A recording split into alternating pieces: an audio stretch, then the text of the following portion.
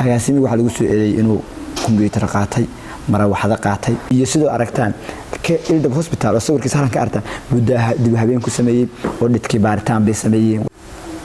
Assalaamu calaykum waraxmatullaahi tacaala wabarakaatuh. soo dhawaada daawadayaal, Allah idin sharfo muuqaalka hadduu idin soo gaaro marka hore like saar, share gare, comment ugu aragtidaada, bogga follow YouTube kana subscribe. soo dhawaada markale waxaan idin hayaa waxa dhawaan eedeyn loo soo jeediyay agaasimihi cusbitaalka Qardho Dr. Cabdiqaadir Ildab shaqo joojin baa lagu sameeyay. haddaba maxaa ka jira baaritaan aan sameeyay arrimo badan oo ka qarsoon baan soo ogaaday. fadlan muuqaalka share gare dad badan ha gaareen.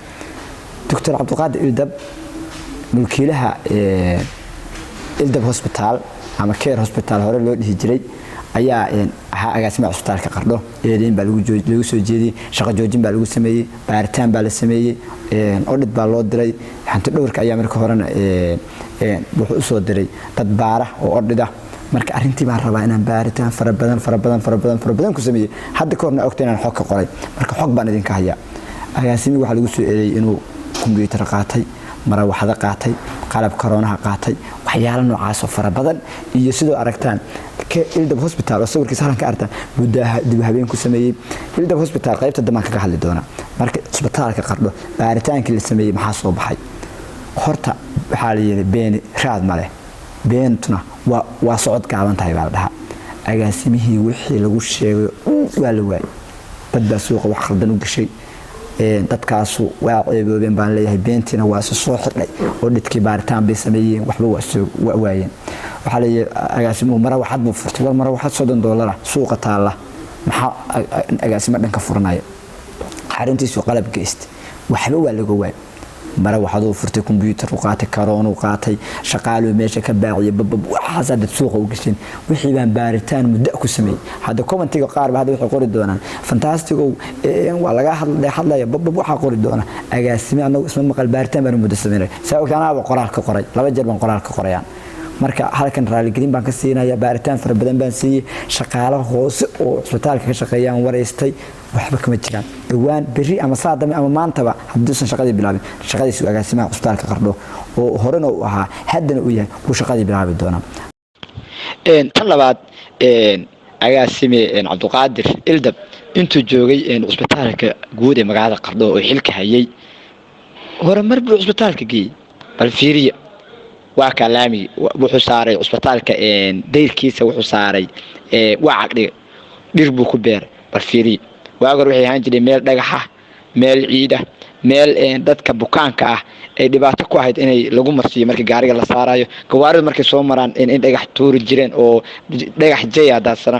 hadda waa caqdiga. bal tan labaad agaasime Cabdiqaadir Ildab intuu joogay cusbitaalka guud ee magaalada Qardho oo xilka hayay horumar buu cusbitaalka geeyay.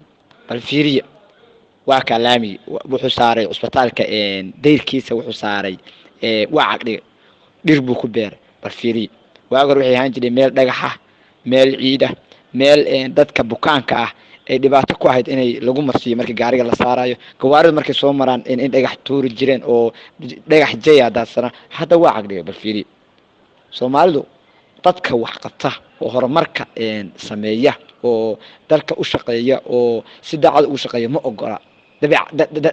la daba galaan dacaayad. marka Ildab waa kan cusbitaalka intuu joogay aan u guda galno Ildab Hospital oo Care Hospital loo dhigi jiray. horta 7 sano aan la shaqeynay. Care Hospital baa markii loo dhigi jiray furitaankiisa aan la shaqeynay, arrimaha xayeysiiskan kala shaqeyn jiray. nin dhalinyaro odayo afgaaban oo macallimiinta jaamacadda bariga Afrika ka mid ah, doctorkii dhakhtarkii wuxuu ahaa lafaha dadka halkaas ku kabi jiray. markii odayo afgaaban waay inta ka aqaano Ildab Hospital Dr. Ildab ama Dr. Cabdiqaadir ama agaasimiha cusbitaalka Qardho waa nin afgaaban.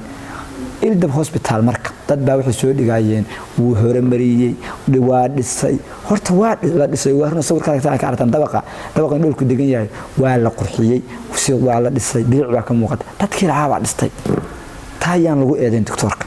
tan labaad waa qurxiye qalab buu keenay dhaqaatiir faafid qofba wuxuu meeshiisa u furtaa inuu horumariyo ma jeclo qofna inay meeshiisa dib dhacdo inay hore u socoto ma jecel qof walba marka hadduu xaruntiisa horumariyay tee waa asagoo agaasima cusbitaalka aan ahayn bay horumarsanay dhismay hadeerna dad maamul bay leedahay cusub oo aan anagu aqaana oo shaqeeya shaqaale leedahay inta badan ba hadda ka hor maalin aan barnaamij uga baahday baan wacay xogaa taleefanka waa iga qaban waay maadaama mashquul badan yahay waxaan tagay cusbitaalka waa ka soo waayay keer hospital baan muddo dhowr saacadood fadhiyay markaa waxa la yiri war ninkan asbuuci buuba mar ama laba mar yimaada baa leeyahay maba yimaado keer hospital ama Eldaf hospital hadda ku sugaysan ninka cusbitaalka ku sugo raadso marka shaqaale ba leedahay maamul iska madax banaan bay leedahay asaga marka yaan lagu mashquulin raali gelin baan ka siinaya waa nin afgaaban shaqada cusbitaalka agaasimahana maanta haduusan bilaabin birbaartu tuban kaga soo hadli doona ama bari buu bilaabaya